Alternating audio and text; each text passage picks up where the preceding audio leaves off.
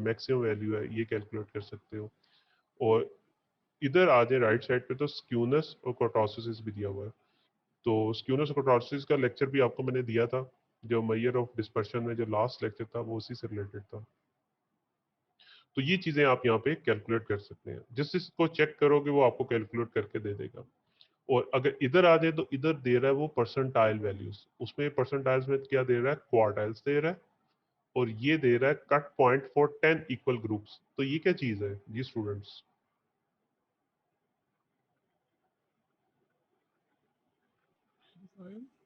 जी deciles. Deciles क्या होता है, वो 9 ऐसी वैल्यूज होती हैं जो आपके डेटे को 10 इक्वल पार्ट्स में डिवाइड कर देती हैं, D1 D2 D3 up to D9।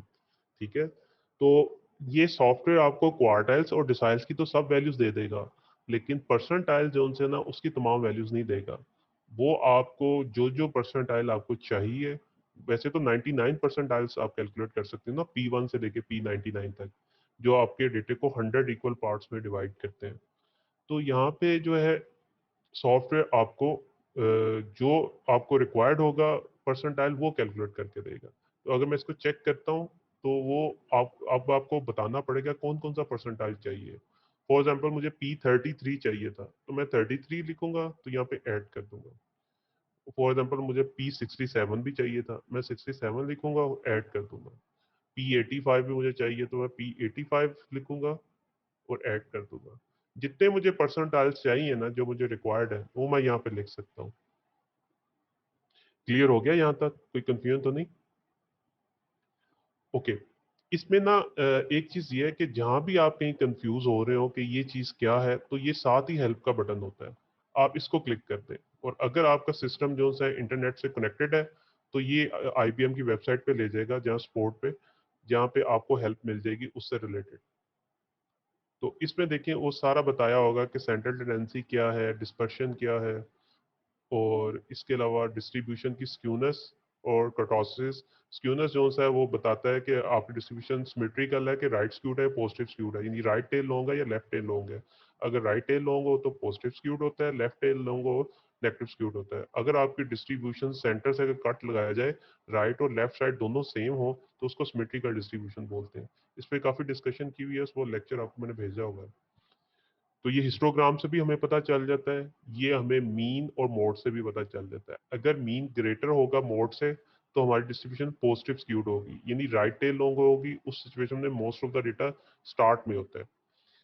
अगर मोड ग्रेटर होगा मीन से, तो लेफ्ट टेल लॉन्ग होगी, और ऐसी सिचुएशन में डिस्ट्रीब्यूशन नेगेटिव स्क्यूड होगी, और most of the data and वाली साइड पे होगा।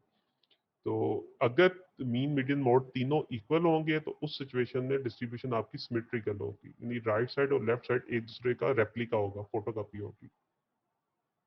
इसके अलावा इसका मैंने मीन मीडियन मोड से भी पता चल जाता है। एक स्क्यूनेस मेजर था, उसको भी कैलकुलेट कर ले, उससे भी पता चल जाता है। अगर स्क्यूनेस मेजर की वैल्यू 0 होगी तो हम कहेंगे सिमेट्रिकल है, अगर नेगेटिव होगी तो हम कहेंगे नेगेटिव स्क्यूड है, अगर पॉजिटिव होगी तो हम कहेंगे डिस्ट्रीब्यूशन पॉजिटिवली स्क्यूड है, यानी राइट टेल लॉन्ग है। तो यही इसने लिखा हुआ है। As a guideline, a skewness value more than twice its standard deviation error is taken to indicate departure from symmetry. मतलब डिपार्चर सिमेट्री से डिपार्चर होना बेसिकली स्क्यूनेस कहलाता है।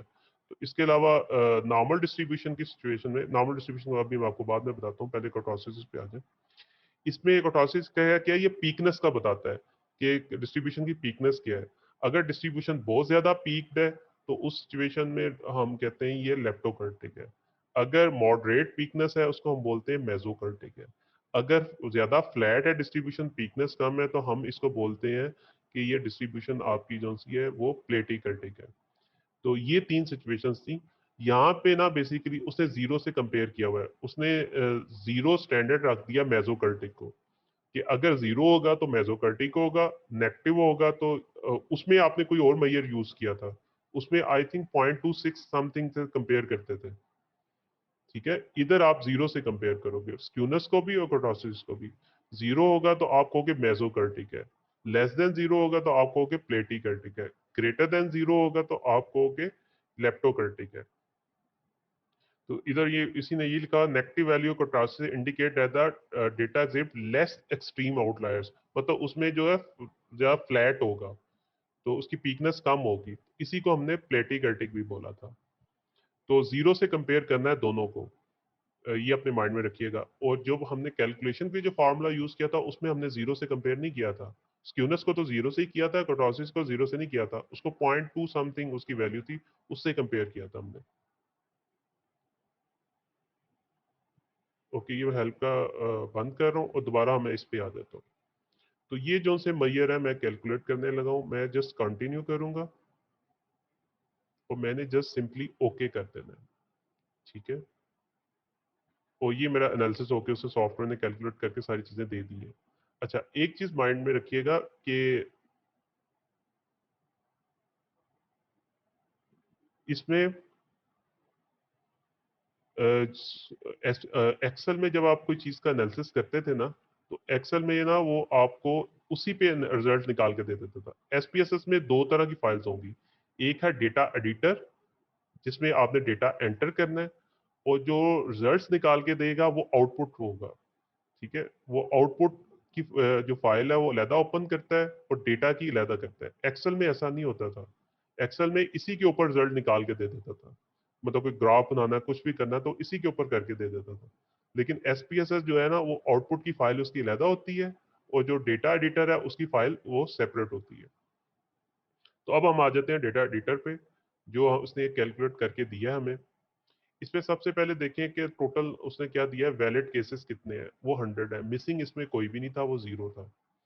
इसके बाद आ जाए, उसने मीन कैलकुलेट कर दिया है, उसने मीडियन कैलकुलेट कर दिया, उसने मोड दे दिया। अच्छा, आपको पता है कि मीन मीडियन तो एक ही वैल्यू कैलकुलेट करते हैं, मोड जो है ना वो एक से ज्यादा एग्जिस्ट कर सकता है, मल्टीपल मोड एग्जिस्ट कर सकते हैं। ठीक है, मतलब एक से ज्यादा मोस्ट फ्रीक्वेंट वैल्यू एक से ज्यादा हो सकती है। लेकिन सॉफ्टवेयर सिर्फ आपको एक ही कैलकुलेट करके देगा, वो वाली कैलकुलेट करके देगा जो सबसे मिनिमम होगी वैल्यू। तो सबसे मिनिमम जो वैल्यू रिपीट हुई थी वो 68 थी, तो उसने उसको मोड दे दिया। और साथ उसने साथ सुपरस्क्रिप्ट में ए लगा दिया, ताकि वो नीचे देखें ए क्या बता रहा है। Multiple mode exist, the smallest value is shown. वो सिर्फ स्मॉलेस्ट वैल्यू ही शो करता है। ओके, यहाँ से मीन मीडियन मोड अगर हम देख लें तो यहाँ से हमें आइडिया हो रहा है कि मीन ग्रेटर है मोड से। तो जब मीन ग्रेटर है मोड से, तो इस सिचुएशन में हमारा डिस्ट्रीब्यूशन क्या होती है, पॉजिटिव स्क्यूड होती है। मैंने आपको जैसे बताया था, मीन मीडियन मोड से भी आइडिया हो जाता है। अगर मोड ग्रेटर हो मीन से, तो उस सिचुएशन में डिस्ट्रीब्यूशन होती है नेगेटिव स्क्यूड होती है। तो ये हमें स्टैंडर्ड डेविएशन की वैल्यू दे दी है 3.944। फिर वेरिएंस दे दिया जो स्टैंडर्ड डेविएशन का स्केयर होता है 15.558। और स्क्यूनेस दे दी है, स्क्यूनेस की वैल्यू दे दी है 1.483। जी बच्चों, क्या इंडिकेट कर रही है ये? स्क्यूनेस क्या इंडिकेट कर रहा है? नेगेटिव स्क्यूड है, पॉजिटिव स्क्यूड है, क्या है ये? पॉजिटिव। जी पॉजिटिव स्क्यूड है। ऊपर मीन मीडियन से भी हमें, मीन और मोड से भी पता चल गया है और स्क्यूनेस से भी पता चल